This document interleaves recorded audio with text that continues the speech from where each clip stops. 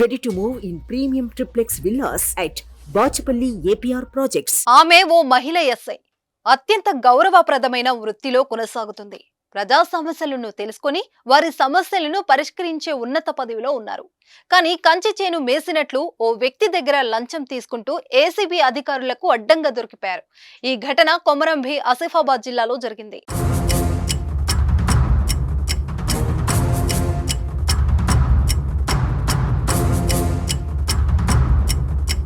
లంచం తీసుకుంటూ ఏసీబీ అధికారులకు పట్టుబడుతున్నా కానీ కొంతమంది అధికారుల్లో మార్పు రావడం లేదు. తాజాగా ఆసిఫాబాద్ ఎస్ఐ రాజలక్ష్మి ఓ కేసు విషయంలో లంచం తీసుకుంటుండగా ఏసీబీ అధికారులకు చిక్కారు.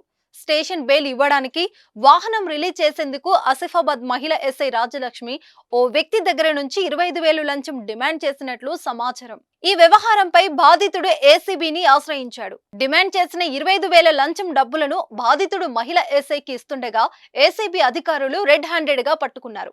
ఏసీబీ డీఎస్పీ రమణమూర్తి ఆధ్వర్యంలో ఏసీబీ అధికారులు ఆమెను అదుపులోకి తీసుకుని విచారిస్తున్నారు.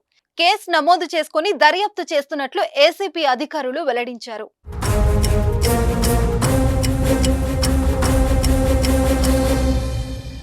సుమన్ టీవీలో మీ పర్సనల్ అండ్ బిజినెస్ ప్రమోషన్స్ కోసం కింది నెంబర్కి కాంటాక్ట్ చేయండి.